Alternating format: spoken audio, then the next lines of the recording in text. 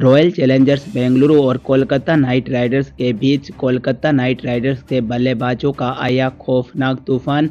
मुकाबले को एक तरफा जीत कोलकाता ने रच दिया इतिहास। नमस्कार दोस्तों, स्वागत है एक बार फिर से आपका हमारे यूट्यूब चैनल पर।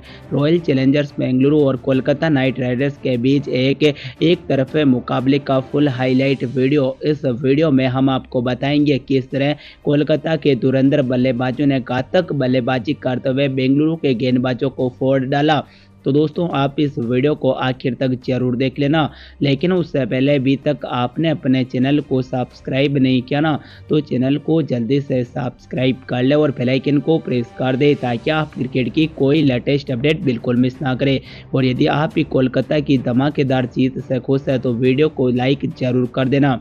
तो दोस्तों, इस मुकाबले में कोलकाता ने टॉस जीता और पहले गेंदबाजी करने का फैसला किया, जहां पहली ही बॉल पर मिचेल स्टार्क को विराट कोहली ने चौका लगा दिया।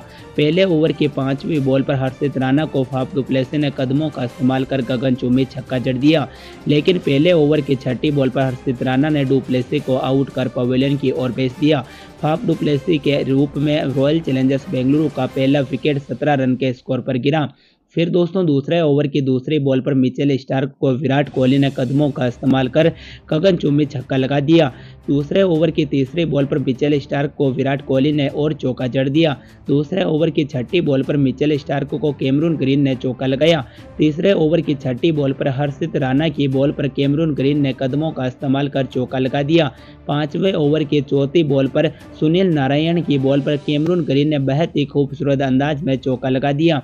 5वें ओवर के 5वीं बॉल पर सुनील नारायण की बॉल पर कैमरून ग्रीन ने एक और शानदार चौका जड़ दिया। 5वें ओवर की 6ठी बॉल पर सुनील नारायण के इस ओवर में कैमरून ग्रीन ने कदमों का इस्तेमाल कर गगनचुंबी छक्का जड़ दिया। आरसीबी ने शुरुआत में विकेट गंवाया, लेकिन पावर प्ले बिल्कुल आरसीबी के हित में रहा और जबरदस्त बल्लेबाजी करते हुए कोलकाता के गेंदबाजों को बिल्कुल बैकफुट पर धकेल डाला। 7वें ओवर की 5वीं बॉल पर सुनील नारायण को विराट कोहली ने कदमों का इस्तेमाल कर गगनचुंबी छक्का जड़ दिया। उसके बाद 8वें ओवर की 5वीं बॉल पर आंद्रे रसल को कैमरून ग्रीन ने एक और गगनचुंबी छक्का लगा दिया।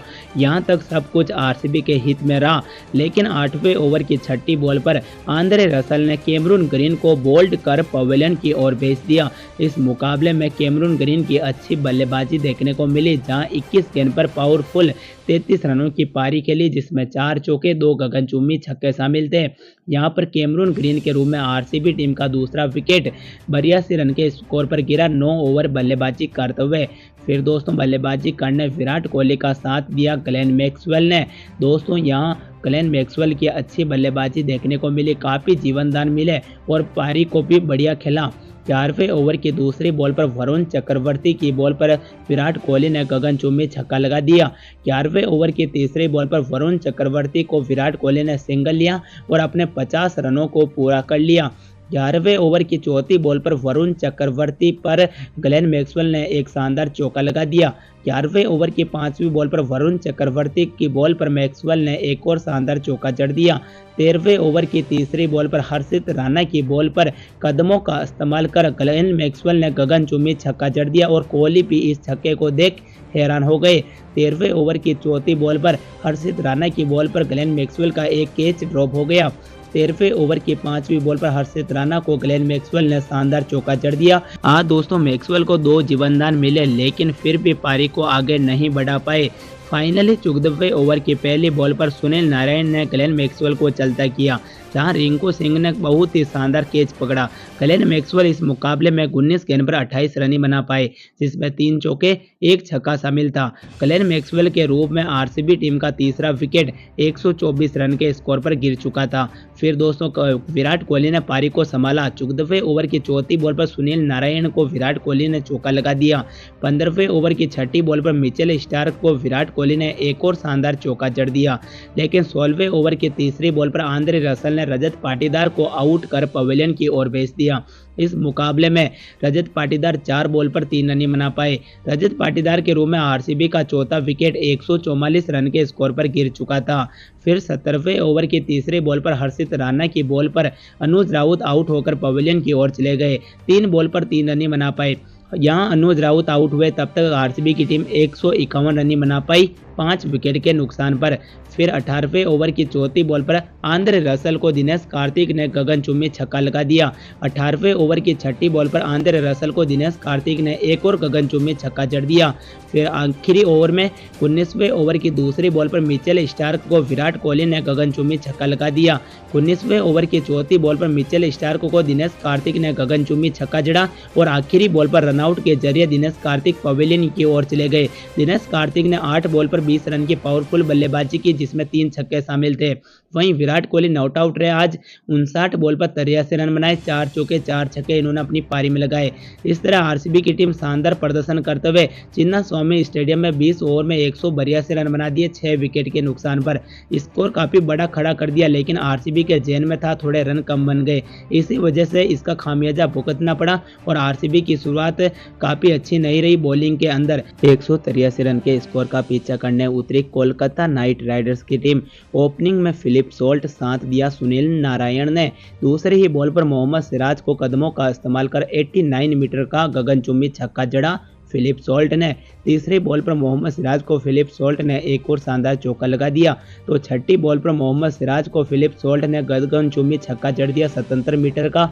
और पहले ही ओवर में यहां कोलकाता नाइट राइडर्स ने एडवांटेज अपनी ओर खींच लिया, टोटल 18 रन बना दिए। पहले ओवर की चौथी बॉल पर यश दयाल को सुनील नारायण ने चौका जड़ दिया। दूसरे ओवर की दूसरी बॉल पर अल्जारी जोसेफ को सुनील नारायण ने गगनचुंबी छक्का लगा दिया। ये छक्का 91 मीटर का था।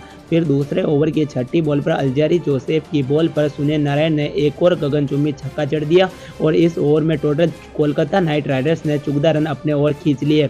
तीसरे ओवर की तीसरी बॉल पर यश दयाल की बॉल पर फिलिप सॉल्ट ने चौका लगा दिया और कोलकाता नाइट राइडर्स ने टोटल 50 रन को भी पूरा कर लिया मात्र 21 बॉलों पर। यहाँ इतने तेज गति से रन बनाने से आरसीबी की बॉलिंग लाइनअप बिल्कुल टूट गई और अपने सारे हथियार फेंक दिए। फिर चौथे ओवर की 5वीं बॉल पर मोहम्मद सिराज को सुनील नारायण ने गगनचुंबी छक्का लगा दिया। 5वें ओवर की दूसरी बॉल पर यश दयाल की बॉल पर सुनील नारायण ने चौका लगा दिया। फिर 5वें ओवर की तीसरी बॉल पर यश दयाल को सुनील नारायण ने एक और गगनचुंबी छक्का जड़ दिया। 5वें ओवर की चौथी बॉल पर यश दयाल को कदमों का इस्तेमाल कर सुनील नारायण ने गगनचुंबी छक्का लगा दिया। 5वें ओवर की 5वीं बॉल पर यश दयाल की बॉल पर सुनील नारायण ने लेग बाई के जरिए चौका लगा दिया।